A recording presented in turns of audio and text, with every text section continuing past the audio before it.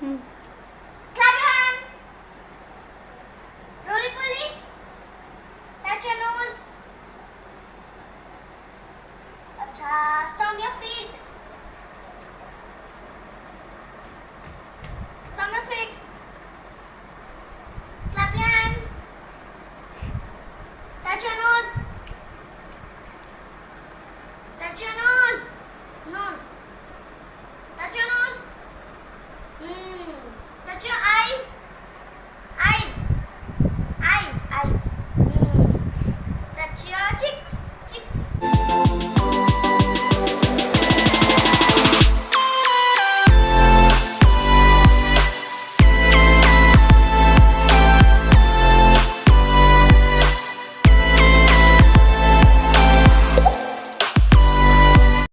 Hello friends, मैं अनु स्वागत करती हूँ आप सबका अपने यूट्यूब चैनल पर जिसका नाम है अनुज क्रिएटिव ब्लॉग्स। तो कैसे हैं आप सब?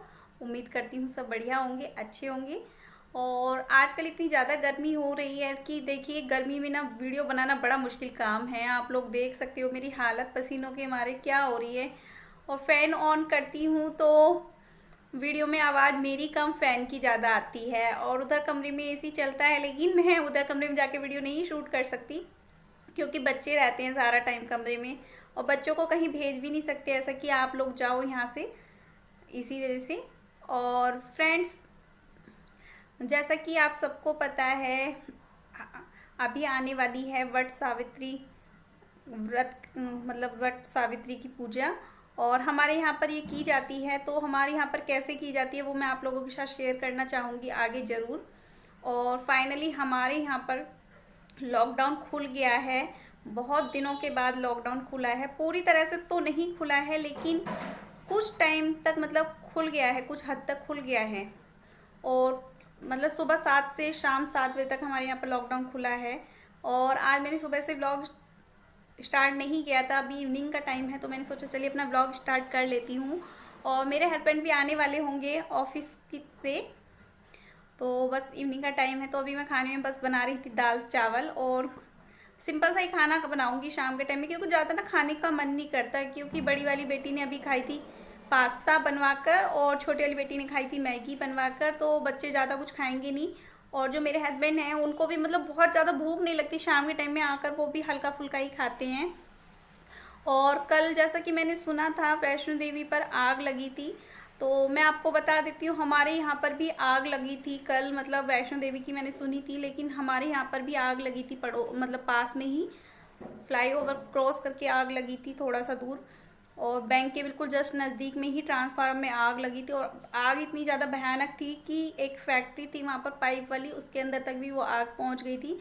वहाँ भी काफ़ी नुकसान हुआ है। और वो तो कमीनत रही कि बैंक तक वो आग नहीं पहुंची, वरना बहुत बड़ा हादसा हो सकता था। मतलब बैंक में भी कुछ ना कुछ हो जाता।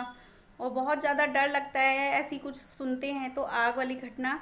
आग का नाम सुनते ही ना मुझे अपने गांव की वो घटना याद आ जाती है। जब मैं बचपन में थी, मतलब 9th क्लास में थी, तब हमारे गाँव में आग लगी थी और किसी की लापरवाही की वजह से वो आग लगी थी। और आग बहुत भयंकर लगी थी, मतलब उसमें ना काफ़ी लोगों की मतलब जान चली गई थी। जैसे जान वो होते हैं ना, भैंस वगैरह होती हैं, उनकी तो जान चली गई थी। और लोगों के घरों में आग पहुंच गई थी, लोगों के घरों में धान रखा हुआ था वो भी जल गया था, बहुत बुरी तरह से आग लगी थी। और आग किस वजह से लगी थी मैं बताती हूँ आपको। जैसे गाँव में ना चूल्हे पे खाना बनाते हैं, तो चूल्हे पे खाना बनाने के बाद क्या होता है कि उसकी जो राख होती है ना वो गर्म होती है। कुछ लोग क्या करते हैं, घर की सफाई करने के चक्कर में वो गर्म आग उठाकर ना घर के बाहर जो उनके घेर वगैरह होते हैं, जो कूड़ी होती है, वहाँ पर डाल देते हैं उस आग को उठाकर कि ये तो गर्म है, थोड़ी सी ठंडी हो जाएगी थोड़ी बहुत देर बाद जाके। लेकिन वो आग क्या था, वो आग मतलब चिंगारी होगी उसमें कुछ ऐसी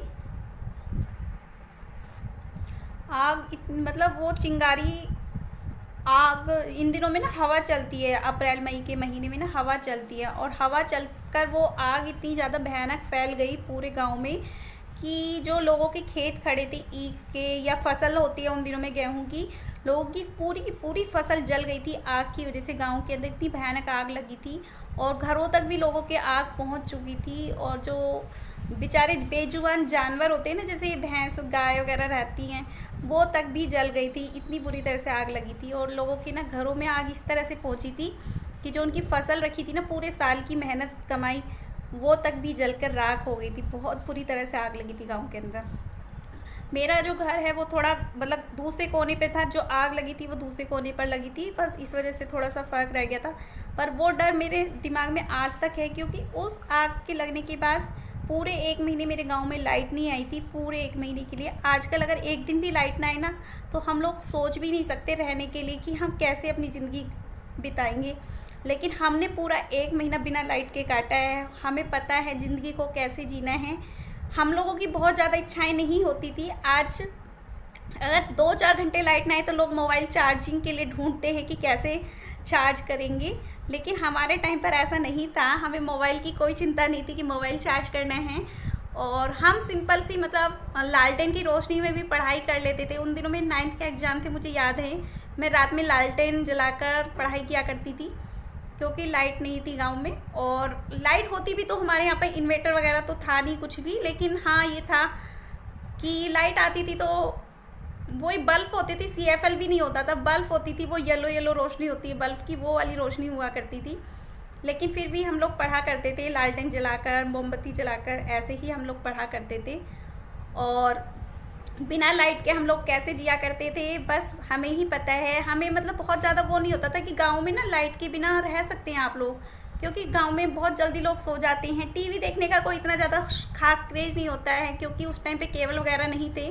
simple black and white TV हुआ करते थे, और वो हुआ करते थे ब्लैक एंड वाइट टीवी में मतलब 2-3 चैनल ही आया करते थे मुश्किल से, नेशनल और मेट्रो चैनल। मुझे केबल, सच में बताऊँ, मैंने केबल अपनी ससुराल में आके ही देखना शुरू किया है। केबल के जो सीरियल्स वगैरह आते हैं, उससे पहले मैं केबल वगैरह का हमें गांव में कोई मतलब नहीं था। हमारे गांव में सिंपल सा नेशनल और मेट्रो टीवी आता था। लेकिन मैं ना, मुझे जो शौक़ था वो था FM सुनने का। सच बताऊँ, मुझे FM सुनने का बहुत ज़्यादा क्रेज़ था। मैं FM की दीवानी थी। मुझे कोई फ़र्क नहीं पड़ता था कि टीवी चले या ना चले, लाइट आए या ना आए, लेकिन मुझे FM सुनने का शौक़ था। मुझे सुबह से लेकर शाम तक मतलब मेरा FM चलता ही रहता था। कपड़े धोने जाओ तो, खाना मतलब कुछ भी करो, FM मेरा चलता ही रहता था, सिलाई वगैरह करते हुए टाइम पे ऐसे ही। और मुझे FM का बहुत ज़्यादा शौक़ था। और कपड़े जो प्रेस के लिए होते थे, भाई के कपड़े मैं प्रेस किया करती थी जब लाइट आती थी, क्योंकि मेरे जो बड़े वाले भाई थे ना, वो बाहर जाया करते थे शॉप पर, जैसे कि मैंने बताया आपको। तो उनके कपड़े वगैरह प्रेस की सारी जिम्मेदारी मेरे ऊपर थी, रिस्पॉन्सिबिलिटी। उनके कपड़े वगैरह मैं ही प्रेस किया करती थी। उस टाइम पे 9th क्लास में थी। तो जब लाइट नहीं आती थी ना, 1 महीने तक जब लाइट नहीं आती, तो मैं कोयले वाली प्रेस किया करती थी उनके कपड़ों पर। कभी कभी तो ऐसा भी होता था कि कोयले वाली प्रेस नहीं करके गैस पर सिंपल प्रेस को ही गर्म कर लिया करती थी, मंदी गैस करके, और उससे प्रेस कर दिया करती थी भाई के कपड़ों पे। मतलब बहुत ज़्यादा, मतलब हमने वो टाइम काटा है। हमें पता है कि अगर लाइट ना हो, लाइट के बिना भी हमने टाइम काटा है।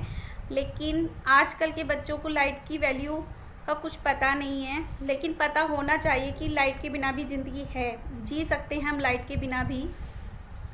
क्योंकि आजकल बच्चे क्या है कि कहीं भी लाइट फिजूल खर्ची खोल कर छोड़ देते हैं कहीं भी। तो ये चीज़ मेरी नज़र में कहीं ना कहीं गलत है। कहीं ना कहीं बच्चों को ये चीज़ की समझना चाहिए कि लाइट के बिना भी ज़िंदगी है, लाइट के बिना भी ज़िंदगी जीने का सोचना पड़ेगा। लेकिन आजकल शहरों में क्या होता है ना कि सभी कुछ तो लाइट से है। बच्चे करें भी तो क्या करें, बच्चे हो या बड़े हों, कोई भी क्या करे लाइट के बिना। क्योंकि लाइट, अगर लाइट है तो ये समझ लीजिए हम लोगों का जीवन है, क्योंकि लाइट से हमारा पानी कनेक्ट है, लाइट से हमारा सब कुछ कनेक्ट है। लाइट नहीं है तो कुछ भी नहीं है घर में। गांव में तो ऐसा नहीं होता था। गांव में तो बाहर आंगन में सो जाया करते थे, लाइट नहीं है तो कोई दिक्कत नहीं है, हाथ से हवा कर लिया करते थे पंखे से, और नहीं तो कुछ ऐसा कुछ नहीं था कि लाइट के बिना नहीं रह सकते हैं। लेकिन शहरों में सब कुछ बदल गया है। शहरों में लाइट के बिना कुछ नहीं है। लाइफ का वट सावित्री पूजा, बड़मावस बोलते हैं हमारे यहाँ पर। तो बड़मावस की पूजा हमारे यहाँ पर कैसे कैसे होती है। इस बार तो मेरी सासू माँ जी भी हैं, तो देखते हैं कैसे होता है। जो शादी के बाद पहली बड़मावस होती है ना, तब उसमें मायके से खाना वगैरह आता है बन के। मेरा भी आया था मायके की तरफ से खाना, काफ़ी सारा खाना वगैरह आता है उसमें, मतलब कई तरह की सब्जियां, पूरियां, कचौड़ियाँ, मतलब बहुत कुछ आता है बड़मावस पर, कपड़े वगैरह सबके लिए। तो मेरा भी आया था उस टाइम पे। तो मम्मी थी, तो मम्मी ने सब कुछ किया था।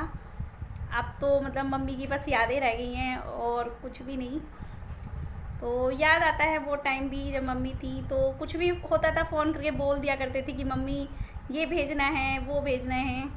आपको सच बताऊँ, मैंने ना कभी शादी के बाद में अपने पापा से फ़ोन पे बात नहीं किया करती थी। मतलब मम्मी से और बहन से ही बातें हो जाया करती थी, तो पापा तक बात करने का मौका ही नहीं मिलता था। कभी पापा को शौक़ भी नहीं था हमसे बातें करने का।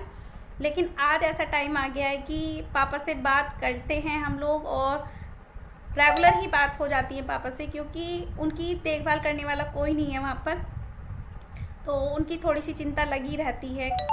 तो कर लेती हूँ उनसे बातें, थोड़ा मन उनका भी हल्का हो जाता है, हमारे भी थोड़ी तसल्ली हो जाती है कि हाँ हमारे पापा ठीक हैं। और कल पापा को भी वैक्सीन लगी थी, उन्होंने बताया था, तो अभी मैंने फ़ोन किया नहीं है। अब शाम को फ़ोन करूँगी, उनको पूछूँगी कि कैसी है उनकी तबीयत।